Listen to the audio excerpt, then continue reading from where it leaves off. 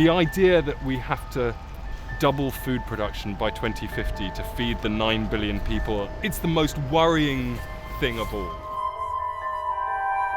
Feeding the growing population without further destroying the environment is one of the greatest challenges of our time. Farmers around the world are pushing the limits to increase food production, often with devastating effects. We have more pests now than we had 10 years ago. Agriculture is by far the biggest impact that humans have on the environment. It's really important to move towards less toxic chemicals, less toxic inputs, and that's something that scientists are working towards. Could science really solve the upcoming food crisis? Or do organic farmers hold the key to feed a hungry planet? We have a global food supply chain that has become very fragile. Considering such an increasingly critical situation, how could we manage to feed another 2 billion people? We have to solve those problems, or else a lot of people are going to die.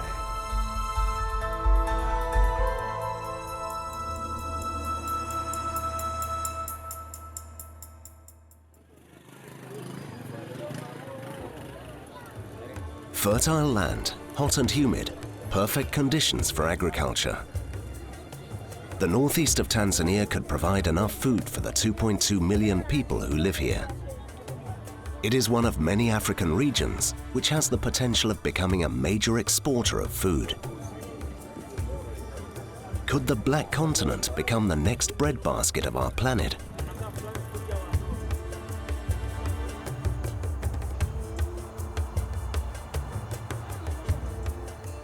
In Tanzania, 80% of the population are small-scale farmers like Agnes and Abdallah Dese. 3 years ago, they started to adapt new methods of farming. They buy better seeds and fertilizer. For their maize and peas, they are now also using pesticides. They hope that these investments will pay off in a better harvest and that the income will allow them to become more independent. We sell our peas and so send our children to school. Last year, we were even able to save some money. With God's blessing, we will soon be able to buy a motorbike, as we don't have a means of transport.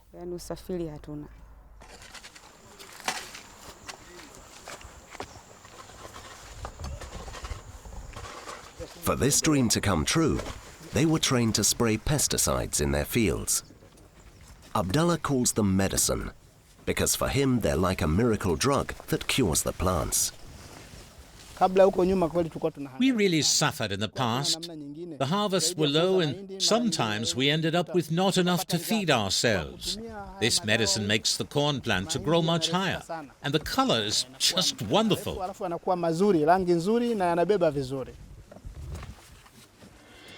Agra, the Alliance for a Green Revolution in Africa, has opened training centers all over the country to introduce modern farming methods to small-scale farmers like Abdullah and Agnes.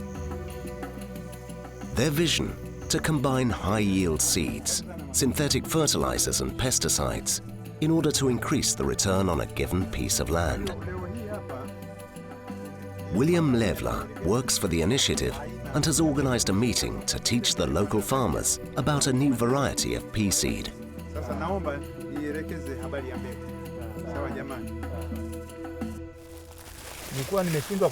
Let me explain.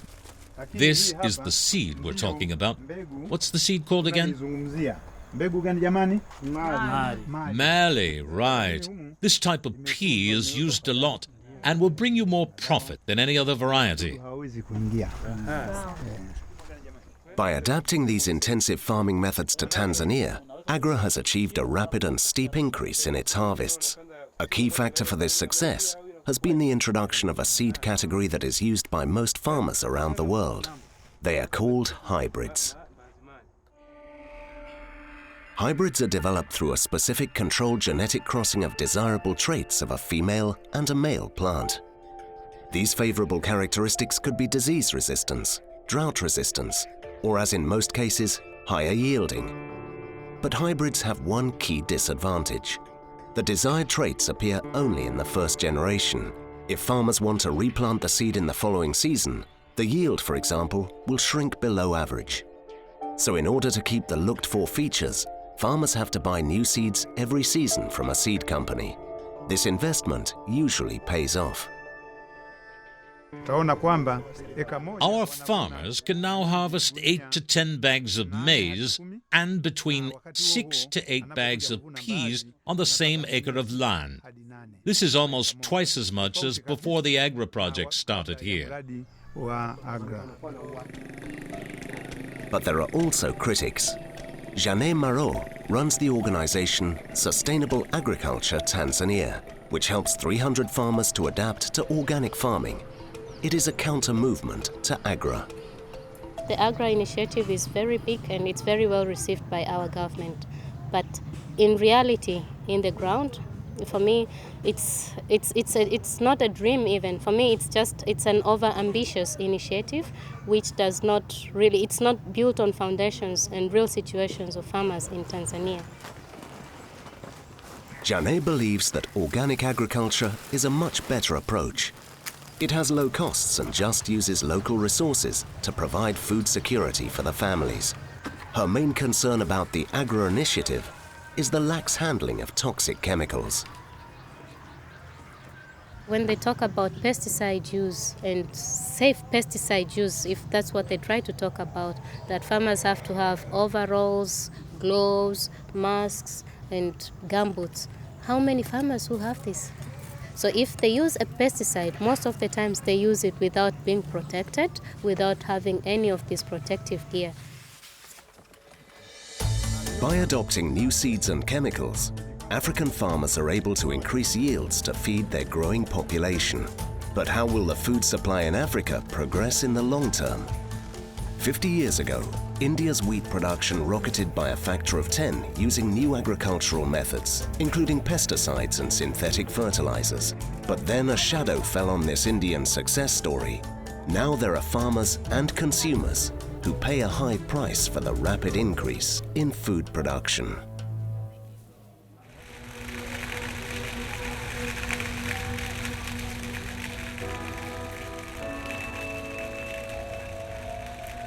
Today, large parts of the fertile land in the north of India are depleted. The problem?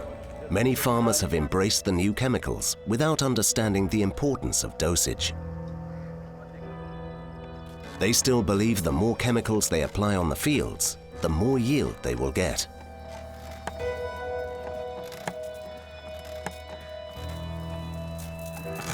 But this is a vicious misunderstanding. Pesticide misuse is no longer just a problem of the farmers. It has arrived at the heart of the Punjabi society. In the last decades, these women have seen their loved ones suffer from more and more mysterious diseases. There are pregnancy problems. The fetus does not grow, and infants don't develop properly. Our eyes hurt, and we often suffer from headaches. Around us, there are also serious diseases like cancer, heart attacks. People are becoming mentally challenged, and it is all because of the food.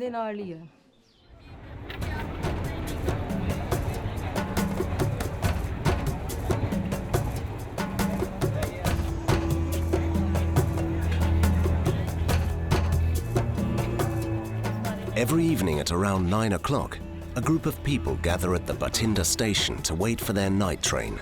The locals call it the cancer train. The name is derived from its passengers because many of them suffer from various types of cancer. Almost too sick to travel, they are accepting a 7-hour journey to arrive at Bikaner in the neighboring state Rajasthan. It's the only place where they can receive medical treatment.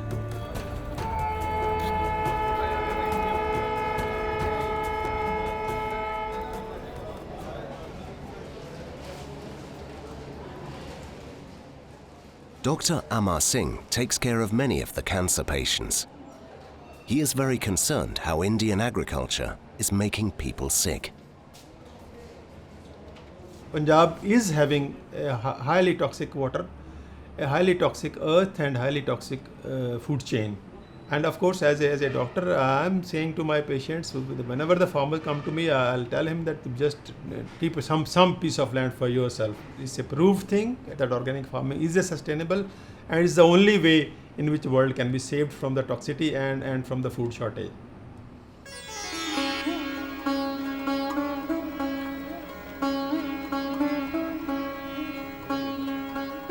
Located in the heart of India, the organic agriculture company BioRe offers an alternative approach. For the last 25 years, they have been helping farmers who want to grow food organically, with no synthetic fertilizers and no pesticides. Most of the farmers in the region are still using chemical farming methods. They are anxious that organic farming will not provide enough yield and income. But long-term studies suggest that even when their yields first decline, the farmers still find good reasons to go organic.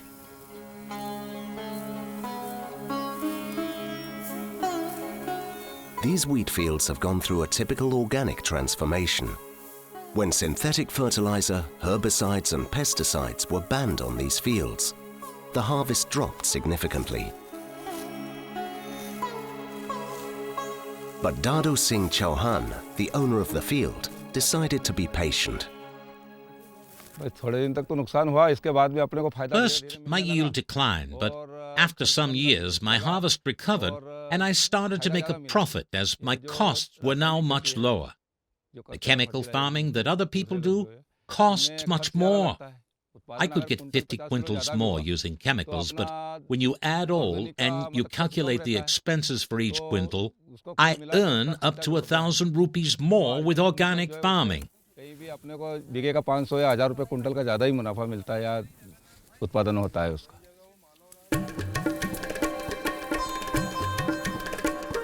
The high costs of chemical farming that provides just a moderate increase in yield is probably the reason why organic farming is on the rise in Madhya Pradesh.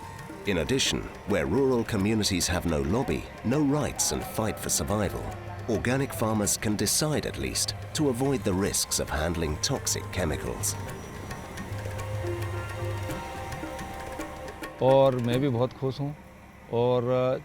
I think organic farming should be adopted in the whole region. We need to protect ourselves from these chemicals so that every family can live happy and free from diseases. Could organic agriculture with a lower yield meet the world's growing food needs? India seems like a risky testbed. Nowhere else in the world is the race for food more critical than here. The country is home to 1.2 billion people, and by 2050, its population is expected to grow up to 1.8 billion. Already today, 1 in 3 children goes to bed hungry.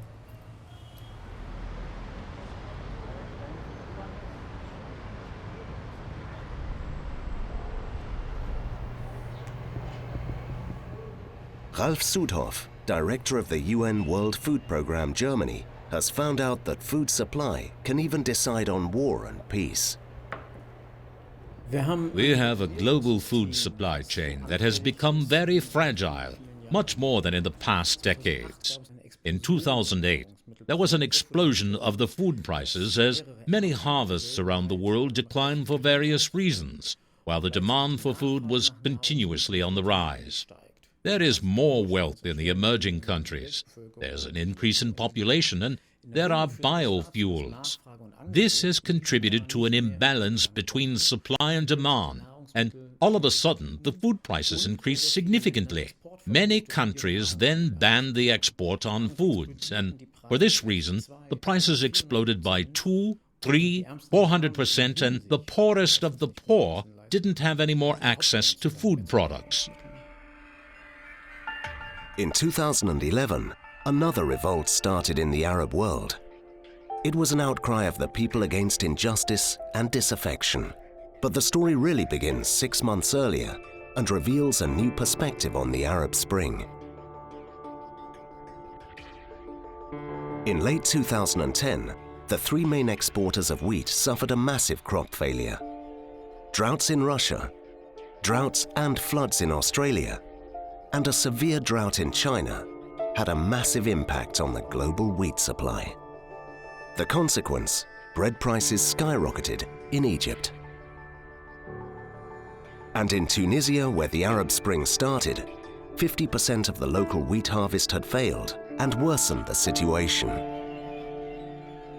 This illustrates that today's world food supply is much more insecure than 20 years ago, when many countries had large surpluses. Supply and demand are now more or less in balance, but this shows that the entire system could collapse when there's a large crop failure in one region.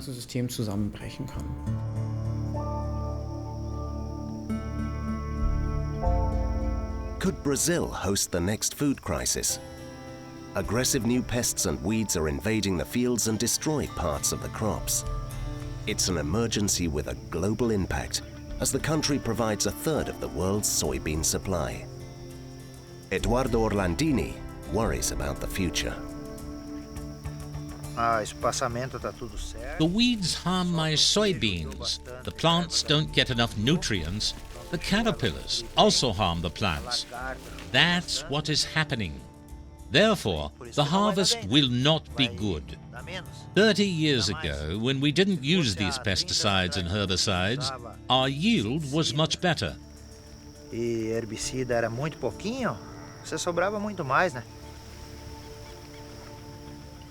Eduardo was once growing only organic food before he embraced the promises of intensive farming.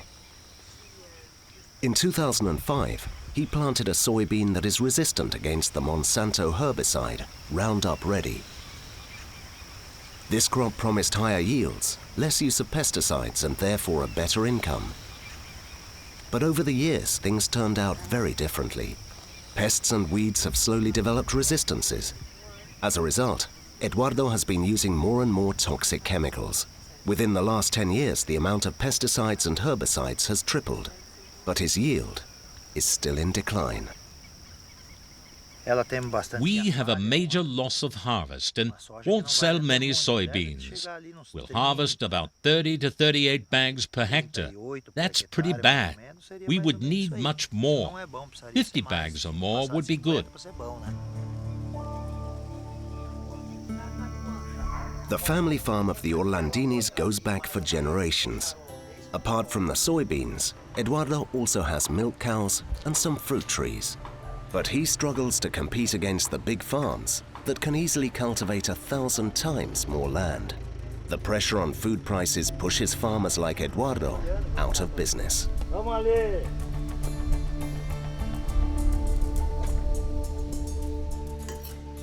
Eduardo's income is barely high enough to support him and his parents.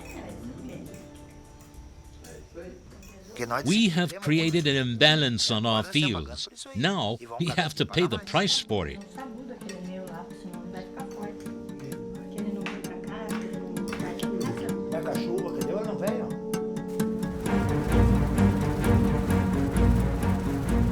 The large soy farms can still cope with the pests and lower yields.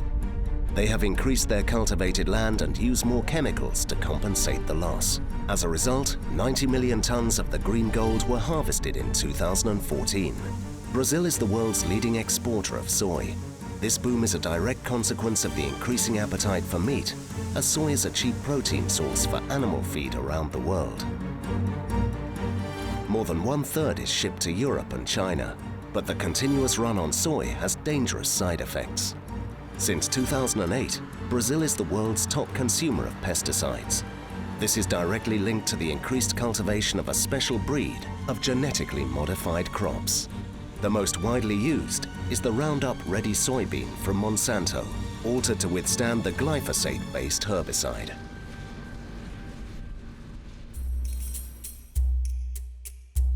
The scientists take advantage of the characteristics of a soil bacterium, which is naturally resistant to glyphosate due to a special enzyme.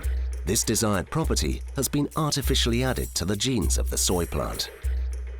The gene allows the growing crop to be sprayed with glyphosate, killing the surrounding weeds, but allowing the crop to survive.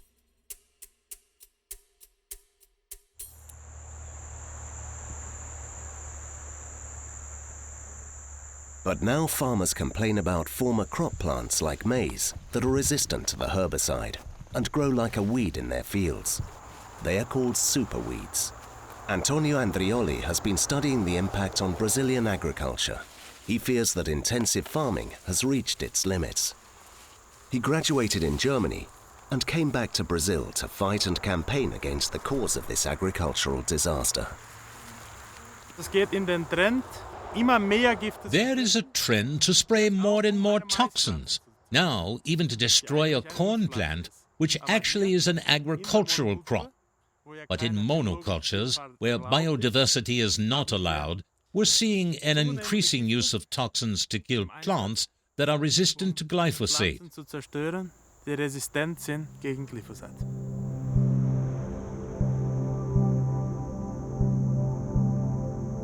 To secure food supply, Monsanto is now developing new seed varieties that are resistant to even more toxic substances than glyphosate. The new plants should withstand 2,4-D, a substance better known from the defoliant Agent Orange used in the Vietnam War.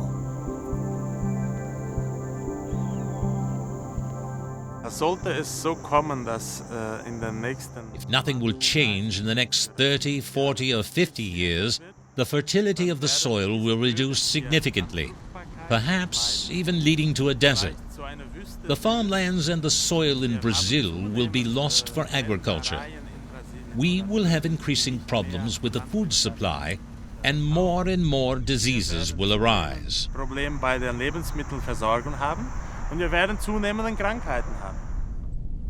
If the demand for Brazilian animal feed does not go down, this scenario could become a harsh reality.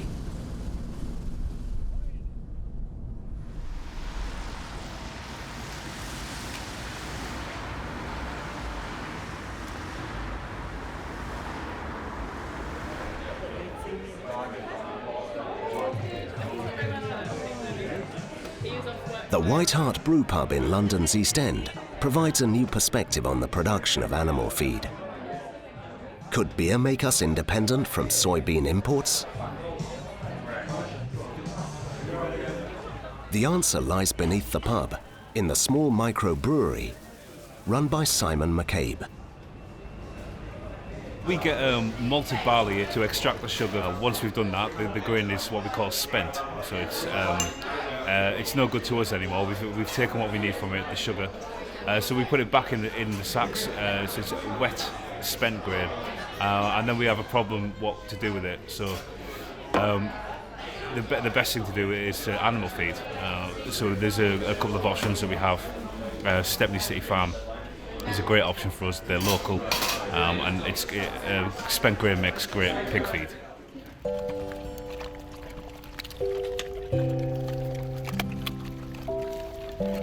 Animal feed converted from waste. It is a win-win situation for both the brewery, the farm, and the environment. Stepney City Farm, whose prime role is to educate people, has embraced the idea of recycling waste. But environmentalist Tristram Stewart sees a great potential also for larger farms in the countryside. Europe is massively dependent on imports of protein from overseas, and at the same time, we waste millions of tons of perfectly good protein in food that goes off into the waste stream. The problem is that the system is not set up with the primary objective of feeding people.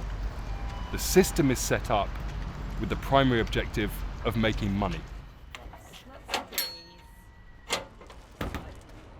If agriculture is ruled by money, animal feed for free could be a promising concept. In 2012, Tristram launched the project The Pig Idea that aims to return to the ancient practice of recycling food waste for livestock feed. That's probably enough, isn't it? Yeah. Should we do the mixing up? This method is partially banned by European law due to an outbreak of foot and mouth disease that was linked to feeding unprocessed food waste to pigs. Here are pigs. But Tristram campaigns relentlessly for lifting this ban, as the impact could be massive. The United Nations estimate that feeding livestock with food waste, instead of using soybean or maize, could liberate enough resources to feed an additional 3 billion people.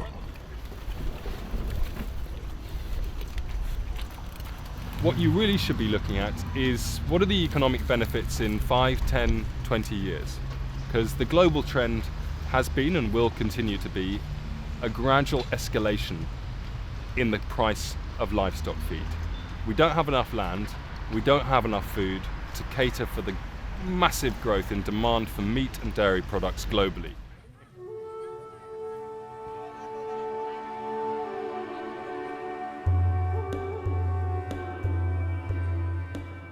Could some tough political decisions help to increase food production? In southern India, an agricultural revolution is underway. The entire state of Kerala will be converting to organic farming by the end of 2016. But how could this secure the food supply for the 35 million people who live in Kerala? Matthew Valikavumkal has been growing cashews and coconuts organically for 8 years.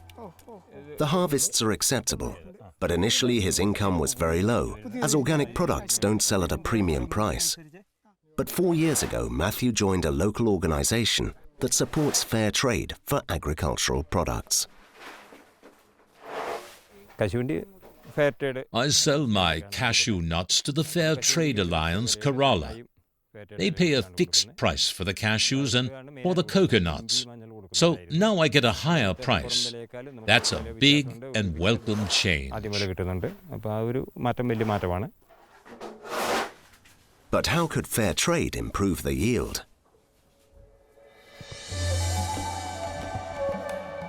When Matthew's farm converted to organic farming, it faced a significant yield drop. But over time, the soil was enriched with natural nutrients and the yield increased. A fair price helps farmers to get through this difficult starting phase and work on long-term sustainable measures.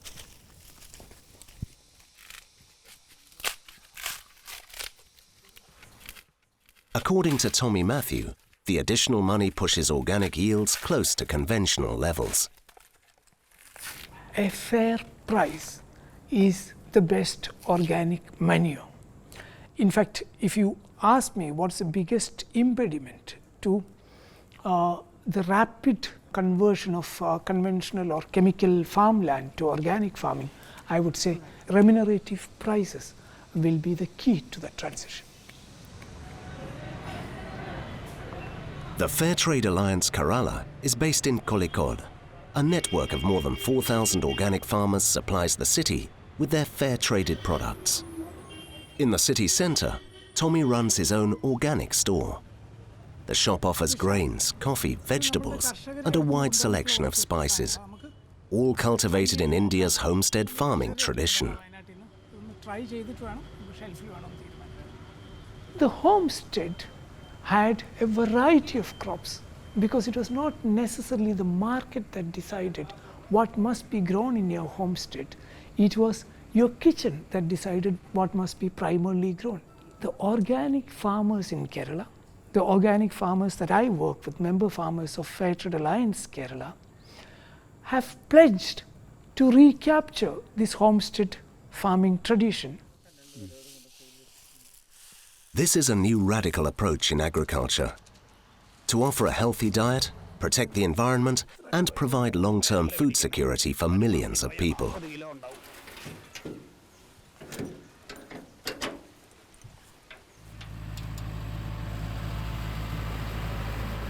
In the industrial world, labor is expensive and farmland limited.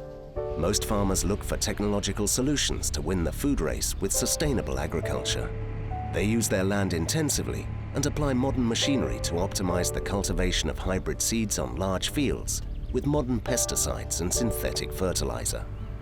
For them, improving agriculture means increasing yield and reducing the environmental impact at the same time. This tractor has infrared sensors that can measure the nitrogen content that has already been absorbed by the crops. The system then calculates the amount of nitrogen that still needs to be added on each plant. This way of optimizing resources is a new trend in agriculture called precision farming. Kai Uwe Anke cultivates 170 hectares of land and produces enough calories to feed around 500 people. Due to the industrialization of agriculture, farmers in Germany were able to quadruple their yields in the past 60 years. Such a steep rate of productivity is a matter of the past. Still, farmers try to improve the yield in a sustainable way. But what difference can precision farming make? I think in the future, we need to apply more such technologies to produce in a sustainable way worldwide. We were already able to save between 10 to 15 kilograms of nitrogen, and we were able to increase our yield by 2%. These methods of precision farming can be used not only to optimize the dosage of fertilizers, but also of pesticides.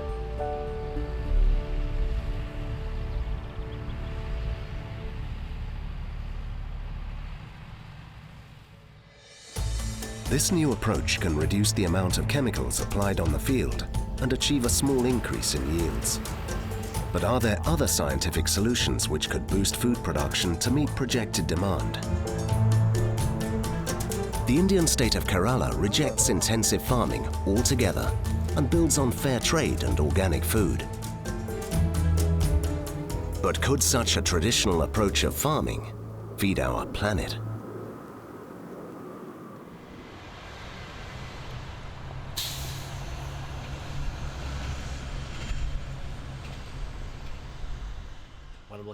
James Gerber from the Global Landscape Initiative has analyzed the global farming situation at his office at the University of Minnesota. His team has searched for viable options to meet the increasing demand for food on our planet. It is an enormous challenge. We can't really increase farmlands appreciably. There just isn't much more land. We're already using all of the good land. What land is left is desert, or is rock, is just flat out unsuitable. To make land use more efficient, Gerber evaluates satellite data. These images have helped him to identify specific regions where farmland could be cultivated much more effectively. These areas could play a key role in securing the global food supply. And then one thing that's interesting is that there are really a few places, we call them leverage points, where a small intervention could have a big difference. If you could close those yield gaps on just 5% of cultivated land, that could produce enough food to feed 850 million people.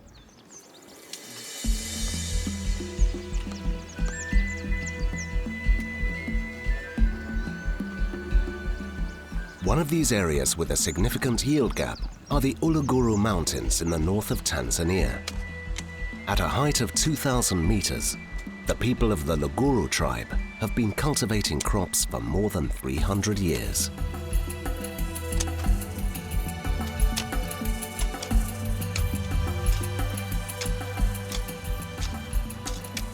The favorable climate allows the Luguru to grow crops throughout the year. In addition, the soil in the mountains is particularly fertile. But in the past, heavy rainfall has destroyed the fields and the harvests over and over again. They were simply washed down the valleys. In the last 2 years, Ugo Kunguru from the organization Sustainable Agriculture Tanzania has shown them how to prevent soil erosion.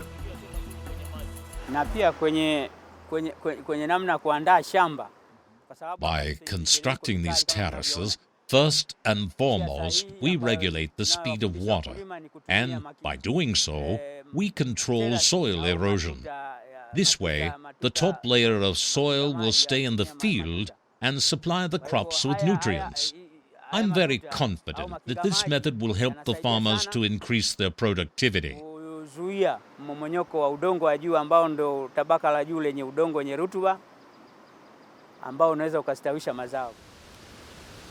The people of Luguru have also learned how to use the river for their irrigation system without any expensive investments.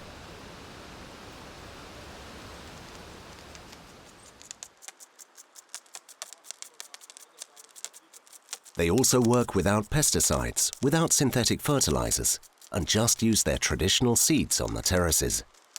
Cultivated this way, the mountain farmers could feed the entire valley with more than 2 million people. But it is a farming method that requires patience. For the farmers here in the mountain, at least the first year, is difficult because they have to put all this organic matter in the soil. They have to plant all the legumes for the soil. And then the second year is much better. And by the third year, they have yield increase much more than how they had when they did conventional agriculture. Also in the Plain Valley, the movement for sustainable and organic farming finds more and more supporters. Elizabeth Karganda once trusted in chemical farming, but then the soil became depleted and the yields shrank. Only a few months ago, she converted to organic farming. We are still at the beginning, but organic farming seems to have clear benefits because the costs are very low, and it is much healthier for my family. In addition, all I need for the cultivation is readily available. Completely different to the past, when we had to buy everything. Now I can grow vegetables by myself, and I can even sell some of them.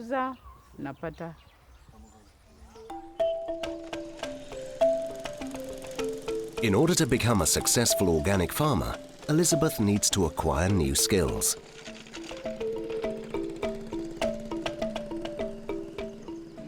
Ugo Kunguru provides courses where Elizabeth and other small-scale farmers learn how they can improve their yields in a sustainable way.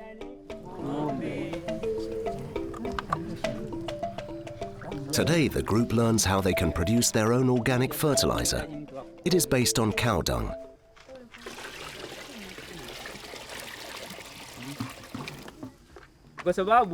It is important to dilute the manure because the high concentration can burn the crops. Is that clear?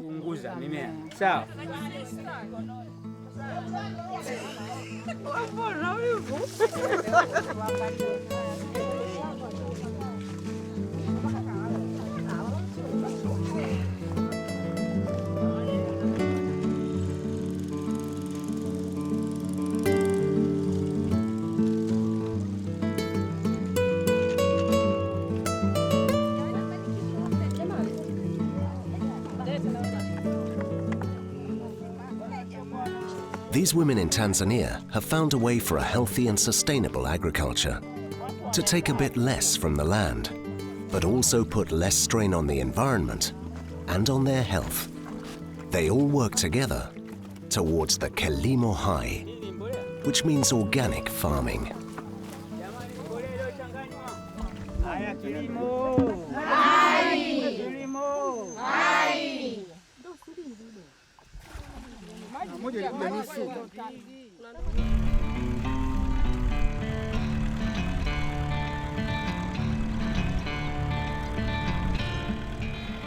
Raul Adamczak works on the student farm of the University of California in Davis. The farm provides an insight to the limits of organic farming as it relies on natural resources and traditional farming practices.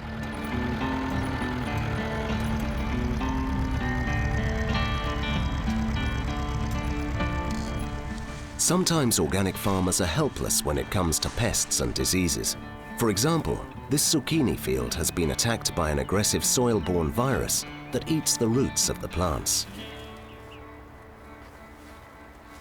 If you look down this row, we have healthy zucchinis growing along there, and you get to this part of the bed and they start to look worse and worse and worse, and you reach a point where they just look really bad. And if you pull one up, this is the size of it when we put it in, and there are no roots growing out of this at all. For organic growers, it's tricky. There are some crops you can grow that are resistant to the symphyalins. We try and plant tomatoes as one of the crops in the rotation, and then we'll grow other crops in rotation that we know have some resistance to the symphyalins. But it often means that there's some crops that we just can't grow in that ground. Despite these setbacks, Raul is a passionate organic grower with an open mind for new ideas. If society wants to produce more organic food, it will need the help of science. If you want to grow crops, they're going to have to be drought tolerant, salt tolerant, flood tolerant, and Genetic engineering is going to be a useful tool in achieving those goals.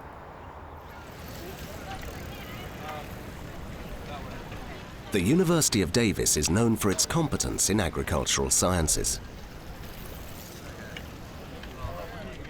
Raoul's wife is plant geneticist Pamela Ronald. For the last 20 years, she has been investigating how yields in rice could be improved by gene modification.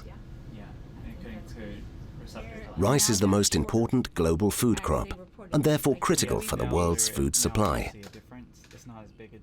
It's estimated that 4 million tons of rice, enough to feed 30 million people, is lost every year to flooding. So plant geneticists for many years and breeders have been studying a very interesting ancient variety of rice called a flood-tolerant rice. The basis of the submergence-tolerant rice was an ancient rice strain that farmers knew could survive a long period of time underwater. But this rice variety had a poor yield and a bad flavor. Scientists have identified and isolated the genes for flood resistance. Using a technique called precision breeding, they have inserted the flood-tolerant gene into another rice variety with a high yield and good flavor. The result was the rice variety called Sub 1.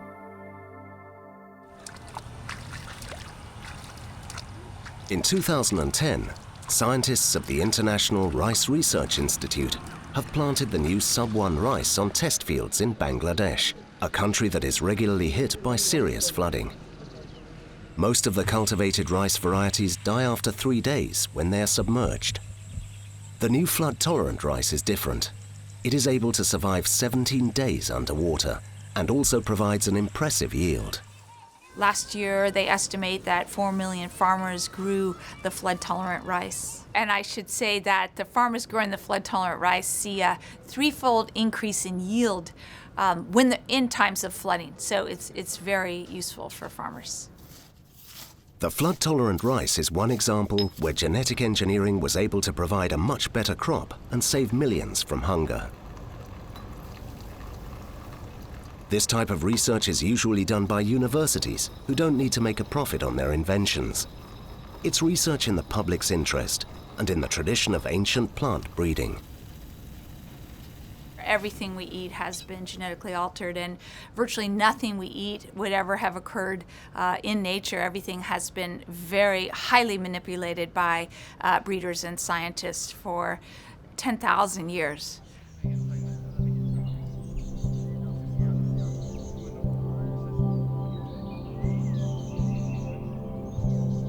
Using traditional breeding methods, humans have been able to feed themselves for centuries. But now, as the global population is exploding, breeders also need to increase their pace in finding better crops, fast. Wilhelm Gruysum, a plant biotechnologist from Switzerland, has come to the Leibniz Institute of Plant Genetics and Crop Plant Research to exchange views. His concern: the diversity of cultivated food crops is in a steep decline.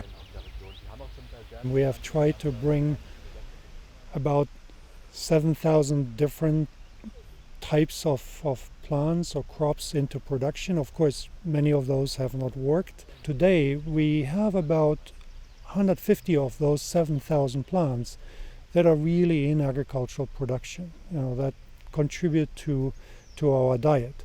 And of those 150, there's only about 10 crop types that produce about 95% of the calories in the world. Tens of thousands of old seed varieties from all over the planet are stored here at -18 degrees Celsius, in Europe's largest seed bank. They are not kept to produce food, but to store the genetic information of the century-old varieties. We keep these samples for the future plant breeding and future food supply of the world's population. Because we don't know yet which material will become important, that's why we store this large reserve in the seed bank.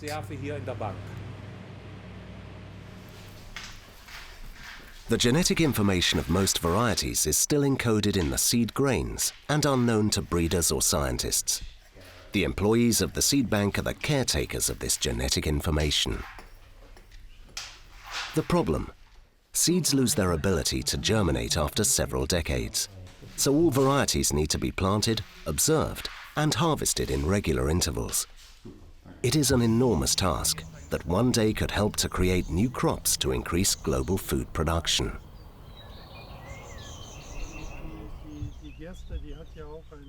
Wilhelm Gruissem has a vision to turn this living library into a digital archive.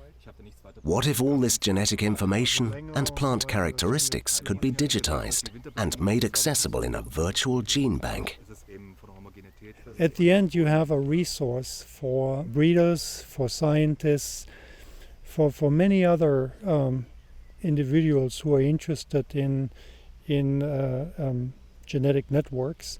That is information then that you have available forever, okay? And that you can use to not only breed new plants, but to also understand how the traits that we are interested in, what their molecular basis is. Gruissem's virtual gene bank is still only in the conceptual phase, so breeders continue to use the traditional trial and error method of crossing varieties, but in a high-tech way.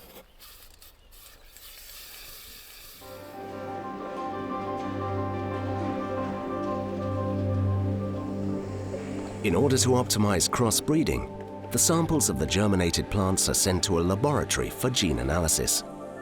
Here, the scientists want to find out whether a desired gene, for example for a disease resistance, is present in the crop. This way, Antje Rode and her team are using the tools of genetic engineering without actually altering the DNA of the plants. We have to isolate the DNA and then from that DNA amplify signals that tell us whether the gene is there or not. So we can very early on look into the genomes of those plants and see whether actually the loci or genes that are responsible for being resistant to a disease are present or not. And in that sense, we help them select earlier, quicker, or in bigger numbers. Before genetic tools were used in breeding, the process of finding a new variety lasted 10 to 15 years. Now the same results can be achieved in just 2 generations. To speed up the process in finding better seeds with better characteristics, scientists are using gene technologies in different ways. In Europe, gene analyzing tools are used to accelerate the traditional breeding process. In Bangladesh, geneticists have created a flood-tolerant rice that has tripled yields during flood events. However, many farmers don't have access to these modern breeding techniques. They need to rely on simple and inexpensive technologies to improve their yield on a given piece of land.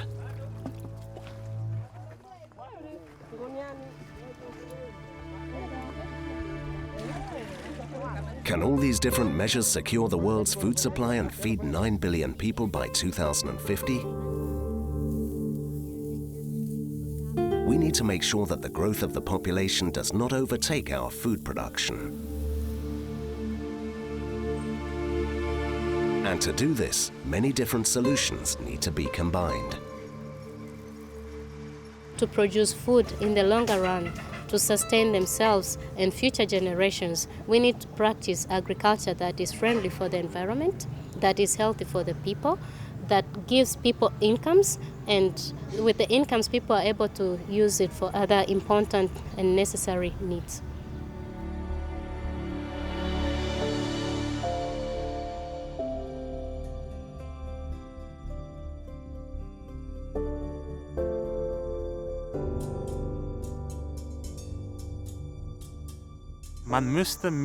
We should produce food more locally and more sustainably and support small-scale farmers which are able to supply the consumers in their region.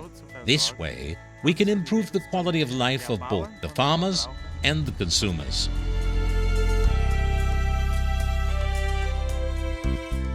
At the end of the day, the solutions can't just come from industrial farming, can't just come from organic farming, can't just come from agroecological approaches, but strong aspects of all of those methods of farming will have to be brought together to improve yields in a sustainable way.